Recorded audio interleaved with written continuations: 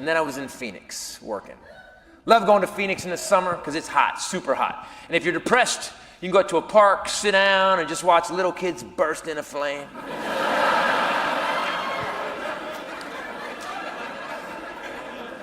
I go to the club that night to do my show, and the club owner comes over to me and he goes, hey Titus, I gotta warn you about something. And please, never start a conversation with me like that, because my inner retard clicks on and goes, it's cancer, they told him to tell you. I go, what? And he goes, Nils Lofgren is coming to the show tonight. Oh, stop. Nils Lofgren, E Street band Nils Lofgren, one of the best guitarists of all time, is coming to the show tonight. Yeah, I guess you suck so bad at comedy, you've turned it into a rock and roll club. Why is Nils Lofgren coming to the show? I don't know, he called, said he wanted to come see you. Oh, even better, dude. You're gonna suck in front of one of your heroes. Hey, cue armpit sweat now! But for whatever reason, the show goes great. I have a killer show, I get done, I'm backstage, waiter comes back and goes, hey Titus, Nils Lofgren asked if he could come say hi to you. And I don't like meeting celebrities. Do not want to meet them, don't care, don't want. You know why? What if they're not cool? What if they're not what you like them for, right? What if they're different? I had this theory called douchebag credits. Listen up. Every celebrity has earned a certain amount of douchebag credits. Tom Hanks has the most douchebag credits. Here's what I mean. If tomorrow's paper read, Tom Hanks punches nun, your first question is, what the hell did that nun do to Tom Hanks? Like a couple years ago, Charlie Sheen cashed all his in a weekend. He was like, winning Tiger Blood, But very brilliantly, Alec Baldwin kind of doles one out every 18 months.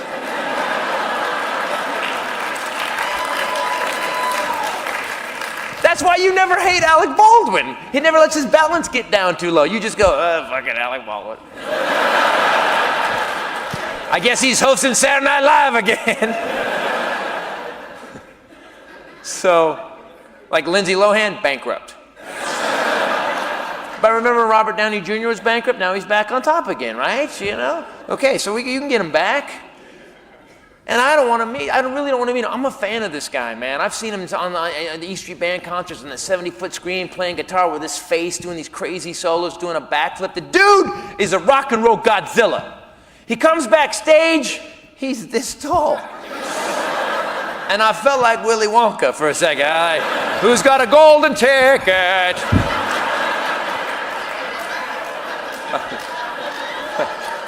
By the way, we're friends now and he hates that joke, but what's he gonna do, punch me in the knee?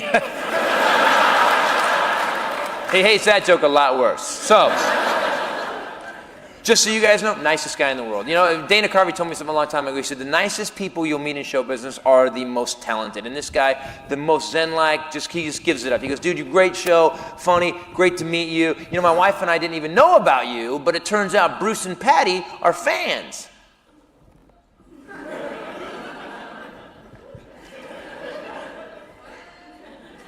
Bruce who? Because there's no way he's talking about that guy, and he starts laughing, and I'm not laughing. He goes, why don't you come to our show in LA in a couple of months? And I said, cool. Because the one thing I know about everybody in show business, we're always honest, we're always truthful, we do exactly what we say we're going to do. So I said, see you in LA. But my dad raised me mob style. You don't take favors from people. You do favors, but you don't take them. And then he taught me how to shoot an informant. So my plan is I'm going to buy my own tickets, go to the concert, be that guy. Oh, no, I respect you guys too much. I wanted to pay for my own tickets. But they sold out. So now what do I do? Well, you do what you did. You bitch up like a 7th grade girl and call Nils Lofgren. And I called him. I go, Nils, hey, man, I said, I tried to get tickets. I didn't want to bug you, but you said I could come. Let me buy them, though. Give the money to charity. And he's this guy. Dude, just shut up. I'll call you back in 4 days. 4 days later, I'm in my car driving. My phone rings. I pick it up. It's a woman. She goes, hi, is this Christopher Titus? I go, yeah. She goes, hi, this is Patty Springsteen.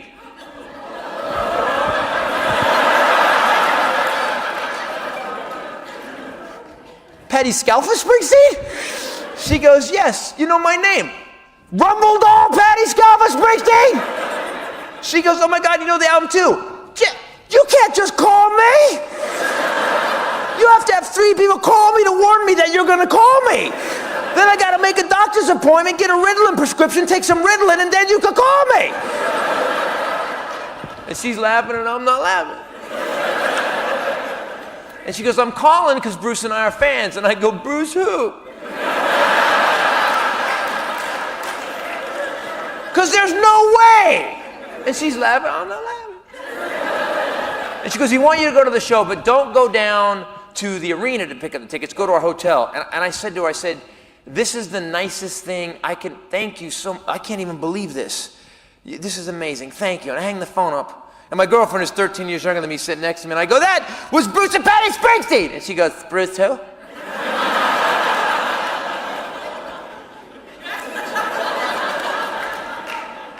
Now that's not even funny. In fact, you now have to shut up for the rest of the day, unless NSYNC calls you.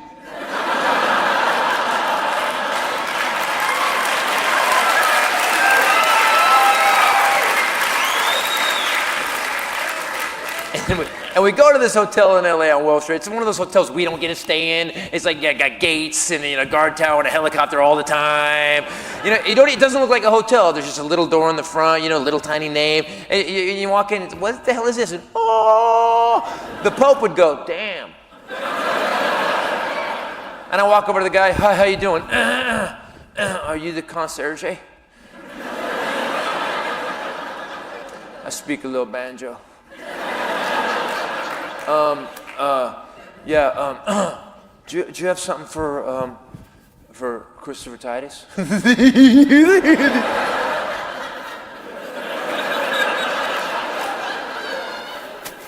the guy goes, flip, flip, flip.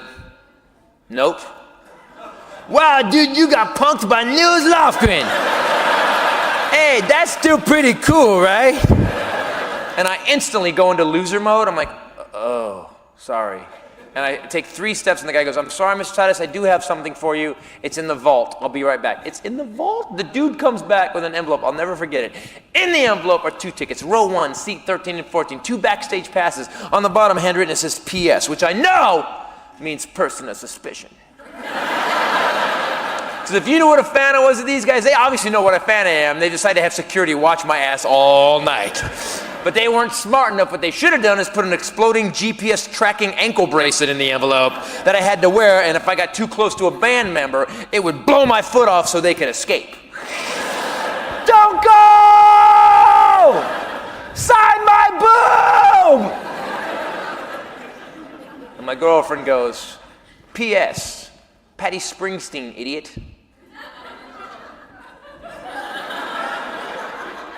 I told you not to talk.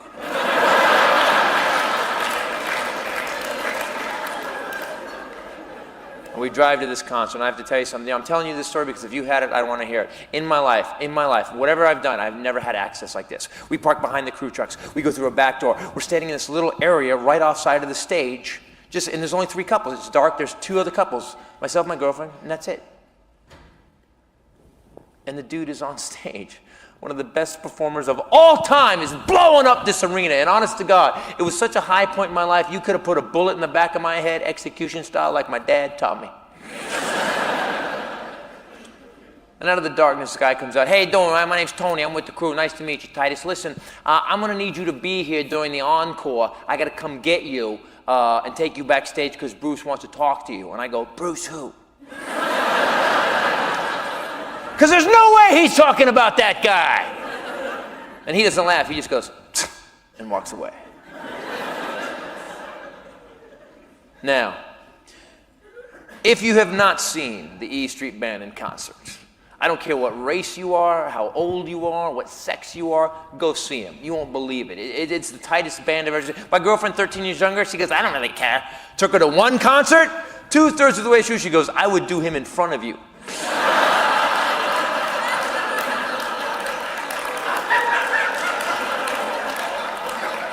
I know, right? Hell, I might do them in front of you. They're very good. Show's incredible. We get done with the show. Tony comes out of the darkness. Hey guys, come on back. And he points to the other two couples because we're going backstage, right? And I'm trying to not geek out. I'm just like, I'm just maintaining the thin shred of cool I have. I'm like, and I let them go first because it might be his family, right? As these people walk in front of me, I realize it's the Edge from U2 and his girl, and Adam Clayton from U2 and his girl.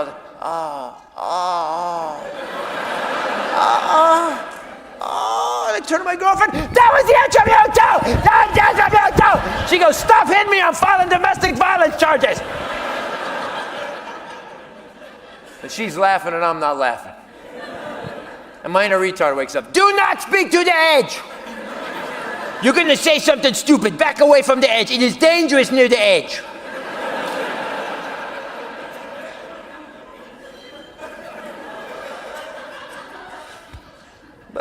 But it's Edge.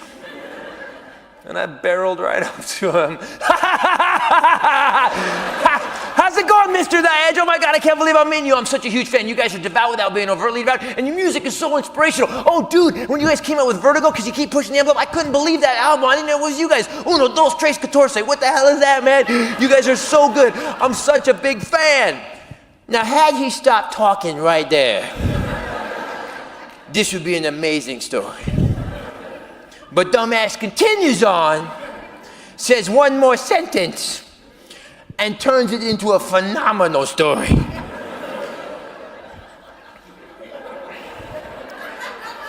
I look the Edge from U2, international superstar, in the face, and I say, dude, I've bought so much of your stuff, I paid for that shirt. And my girlfriend looks at me, turns, and just walks away from me. She just bailed on me. Just on the battlefield, left me bleeding. To his credit, the Edge goes, great.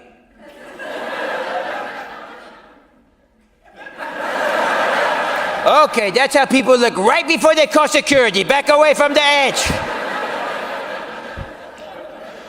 And I heard what I said, and I'm like, God, dude, you're such a loser. And I pull myself to the side, and I'm like, you're an idiot. And I'm sitting down on this case, I'm like going, oh my God. And all of a sudden, Henry Winkler walks up to me. Do not ask him to go, hey. Don't do it. And for whatever reason, in this moment of feeling like crap, Henry Winkler's wife walks around him and goes, you're on that show, Big Shots. She liked Big Shots? She goes, oh my God, you were so funny on that show. What a good actor. It's so nice to meet you. Wow, pleasure, pleasure, pleasure. And now my inner retard is totally confused. What the hell has happened tonight? Did you step through a wormhole to a parallel universe where your doppelganger is popular? Yeah, well, I'd shut up if I was you, or you're going to screw up a time-space continuum. I'm very smart for a retard. At least that's what Stephen Hawking says.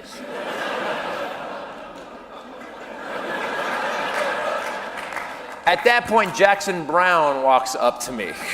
Yeah, my ears said, do not speak to Jackson Browne. If you talk to Jackson Browne, I will cause an aneurysm and kill you myself. And I'm just freaking out. I can't maintain. I'm just shaking, and I turn towards the wall. Hello, wall. Thank you, God. Oh, God. Oh, wall is good. Whew. At that point, the band gets off stage. Springsteen walks by, he hugs the Edge, says something to him, says something to someone else, looks at me and goes, hey, Titus, I got a story for you, man. It's a long story. Nah, it's a short story. Nah, it's a long story. I'll see you in a minute. And he goes in his dressing room because he's all sweaty from the show, and he's wearing jeans and a T-shirt and a black vest, and he came out later all cleaned up perfect in jeans and a T-shirt and a black vest. I'm not kidding. And he goes, everybody, come in my dressing room, come on back. And we get to go into Bruce Springsteen's dressing room. And let me tell you something, I've been in show business a long time, and every dressing room I've ever been in, including the one here tonight, the best ones, are 2 steps above 7th grade boys' bathroom. It's just cinder blocks, a crappy rug, there's like a table with some wine on it, there's couches that, groupies have done creepy stuff on. Oh, if I would have brought a black light in, everybody would have thrown up. And we're standing there, me and my girlfriend are standing there, and all of a sudden Bruce Springsteen and Patty Springsteen start walking over to talk to us. And I realize I'm about to meet one of my heroes. Tell him what you did first.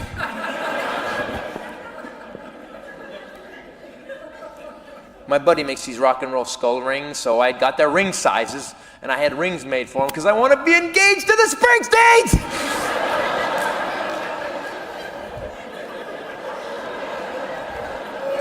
Now tell him what else you did.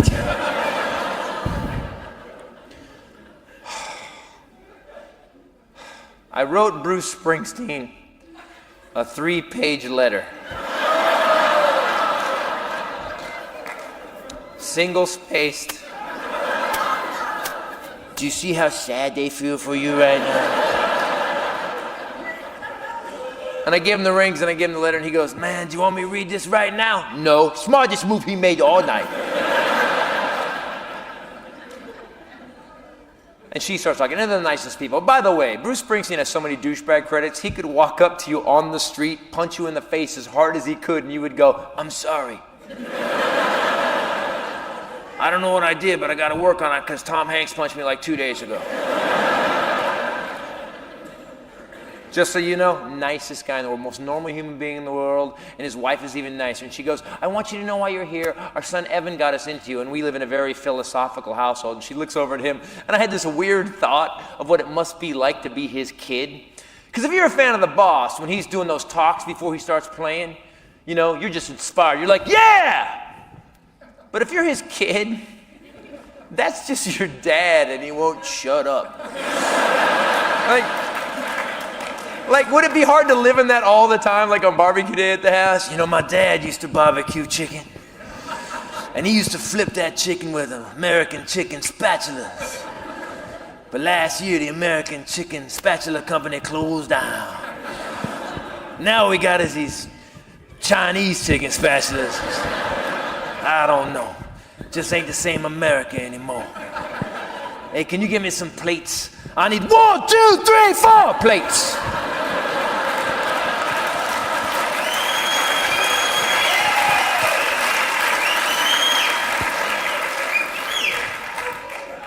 So that goes through my head. And then he starts talking. And just so you know, it's weird because he's just a normal human being. That's what I really got out of it. And he goes, you know, my kid Evan, right, would come home every night for dinner after school and just sit down quiet and wouldn't say much. Then after dinner, he'd go in his room and he'd watch something for hours. And frankly, I don't want to know what the hell he was doing. But he did it every night, you know. He would actually be quiet at the table and then go in his room and just watch something. And after about 2 months, he came out of his room and he had these 2 box sets to your old TV show. And he held them up and he said, Dad, this show taught me a lot about life. I want you to watch it with me. And I say,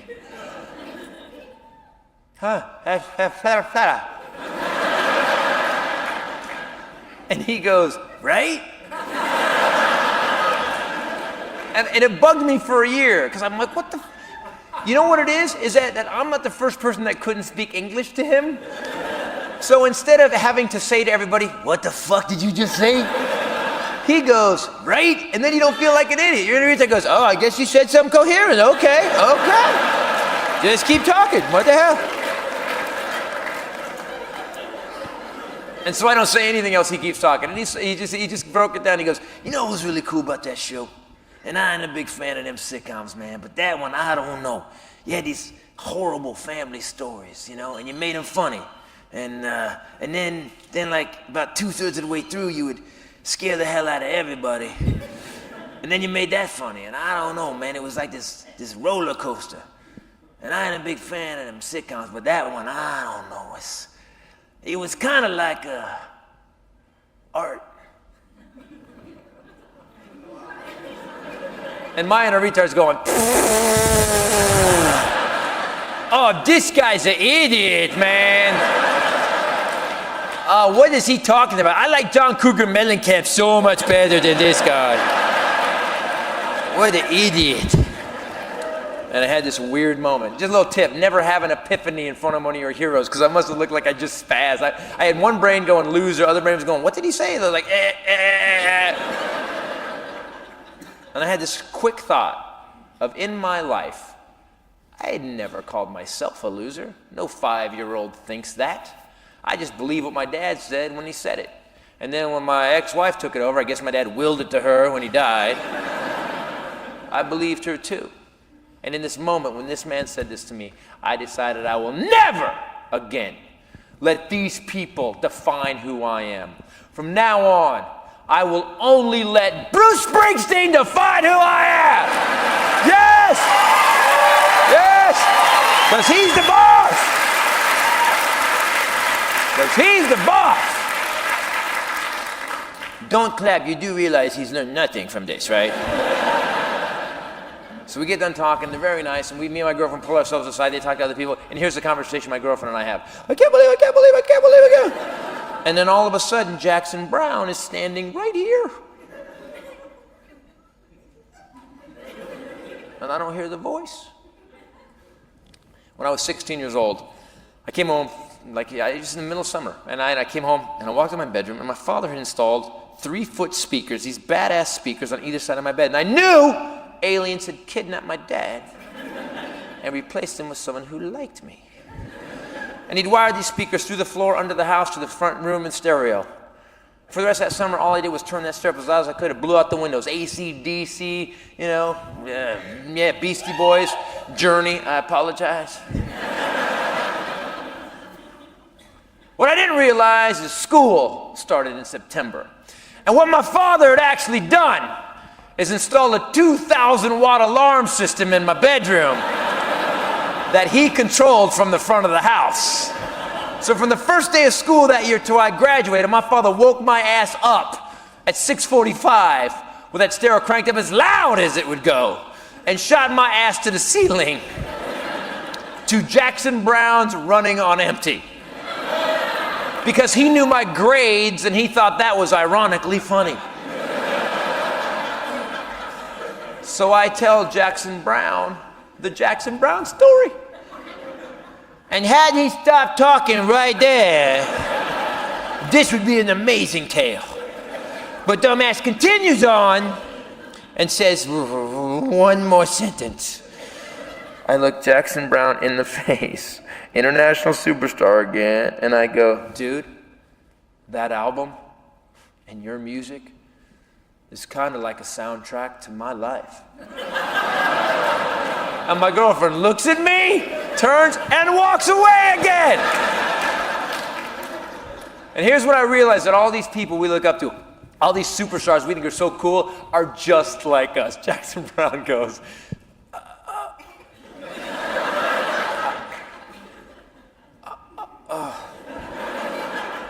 man, I just wrote some songs. Wow, dude, why do you gotta make everybody feel creepy, man? Why? Why? You did it to everybody. You did it to the Boss, the Fonz, the Edge, now the Pretender. Good job, idiot. So now everybody's leaving the dressing room, and I don't want to be the last guy hanging out in the dressing room. I'm lying. I want to be the last guy in the dressing room. Bruce, Patty, everyone's gone. What do you say we get Snuggies and popcorn? What are you up for? I think better of it, though, and I go over to him, and I go, hey, man, I can't believe this happened tonight. Thank you so much. We're getting ready to go now, and I don't know. Would you sign something for me, man? And he goes, yeah, man, of course I will. And he grabs a set list up to the top of set lists, and this is what he writes on it. Chris, best. Thanks for the inspiration. Bruce Springsteen. And I walked out of there with the most beautiful woman in the world. And in the worst year of my life, I had the best night of my life. A month later, I'm pulling out of a car wash. Stay with me. I'm pulling out of this car wash and my phone rings and it says unknown. And I don't have any friends that are unknown. Hello? Hey, Titus, it's Bruce Springsteen. You can't call me, man! I told you I have 3 people riddling, then you call. And he's laughing and I'm not laughing. And he goes, man, we just got back from Europe. It was insane, man. The fans over there are nuts. You won't believe it. I got sick, though. I lost 10 pounds in 2 days. It was insane. I had to cancel the show. I said, you cancel the show? He goes, I know, right? Because he knows who he is. And I don't think who I'm talking to, and I go, because he's so normal, I go, dude, isn't it weird when you're sick backstage, you got 102 temperature, you walk on that stage, and all of a sudden, you're not sick anymore. You do this killer show, you walk back off, and then you're dead again. And he goes, well, that's because of the audience, man. He goes, you were dead, right? But you walked out on that stage, and they wanted to see that show, so they gave up their life to keep you going. And then you walked off, and you were dead again because they weren't there to keep you alive.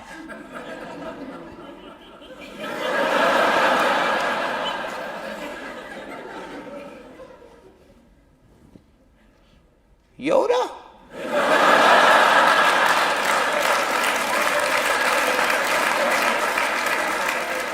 And my retard is screaming, you do know you're talking to the boss, right? And he just dropped the knowledge on your ass. And I start to panic again, and I go, so what'd you call? Which must have sounded like, yeah, blah, blah, blah, Bruce, pick it up, pick it up. He's such a normal human, he goes, oh yeah, right, like, I know you're washing your car, Titus, I'll let you get back to it.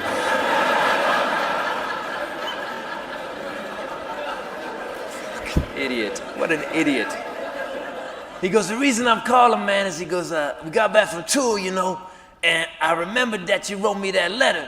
And I wanted to read it, and I was looking around the house for it, and I lost it. Oh, thank God.